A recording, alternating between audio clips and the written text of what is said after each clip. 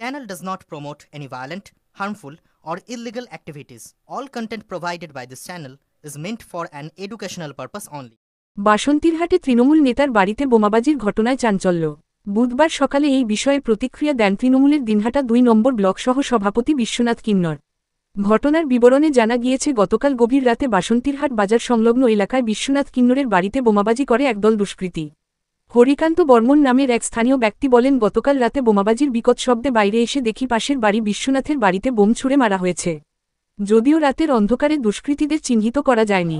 পাশাপাশি বিশ্বনাথ কিন্নর অভিযোগ করে বলেন, গত ৬ই জানুয়ারি রাতে বাসন্তীরহাটে সুস্বাস্থ্য কেন্দ্রের মাঠে বোমাবাজি করে সমাজবিরোধীরা। সেই ঘটনায় আমি বিরোধ করেছিলাম, কারণ আমি কখনোই চাই না বাসন্তীরহাটে কোনোরূপ অশান্তি হোক।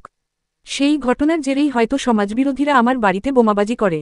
বোমাবাজির ঘটনায় বাড়ির জানালার কাচ, দরজা সহ বেশ কিছু অংশ ক্ষতিগ্রস্ত হয়। খবর পেয়ে গতকাল রাতে ঘটনাস্থলে এসে পৌঁছায় নাজিরহাট ক্যাম্পের পুলিশ।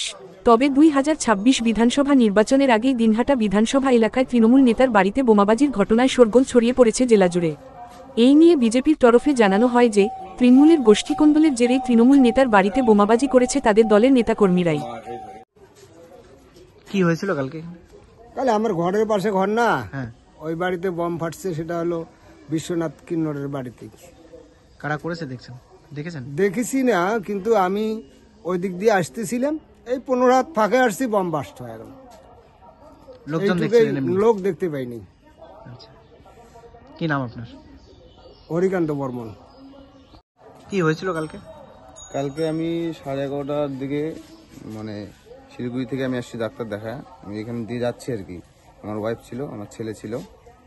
আমি যখন আসি তখন কিছু লোক আর কি ওখানে ওই জঙ্গলটার মধ্যে গুম গুম, মানে মদ খাইলে যেরকম আওয়াজ চিল্লাচিল্লি করে, ওরকম জমায়েত পেলাম, কিন্তু বোঝাতে যায় না কে।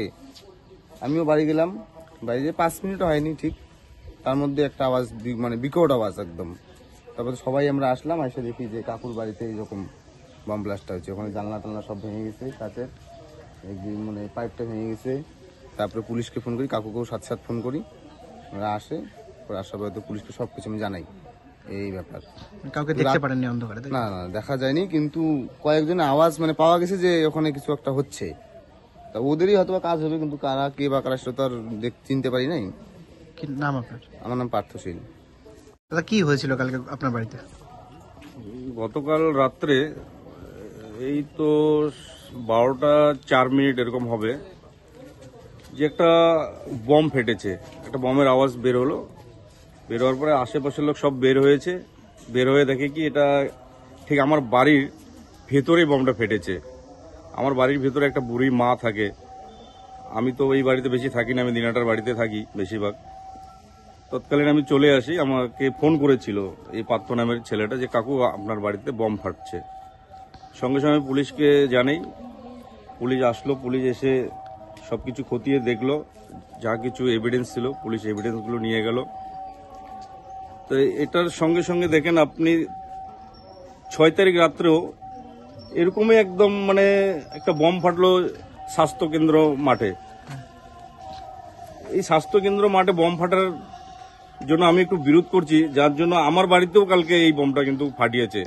এটার সাথে এটার কানেকশন আছে যতটুকু আমি বুঝতে পারছি। তাছাড়া তো আমার এরকম কোনো দুশ্মনী নেই। এগুলো কিছু সমাজ বিরোধী আছে, যারা সমাজের ভালো চায় না। এগুলো কোনো মানসিকতার মধ্যে পড়ে না, এগুলো অমানুষ, একদম জানোয়ারের মধ্যে পড়ে। তা আমি পুলিশ প্রশাসনের কাছে অনুরোধ করে বলবো, আপনারা নেসেসারি অ্যাকশন নেন। আর আমি আপনাদের কাছে খুবই আবেদন রাখছি যে এই ধরনের যেহেতু আরও আমাদের বাসিন্দার এরিয়ায় কোথাও না হয়, তাতে আমাদের খুব দুঃখ লাগে যে এত একটা শান্ত পরিবেশকে অশান্ত করার চেষ্টা করছে। এগুলো এতদিন ধরে কিন্তু দেখতে পারিনি। এই তো ইলেকশনের কুলু বেজে গেছে আর এগুলো শুরু হয়ে গেছে। কি নাম আপনার? আমি দিনাটা 2 নম্বর ব্লকের তৃণমূল কংগ্রেসের সহ সভাপতি। নাম? বিশ্বনাথ কিন্নর।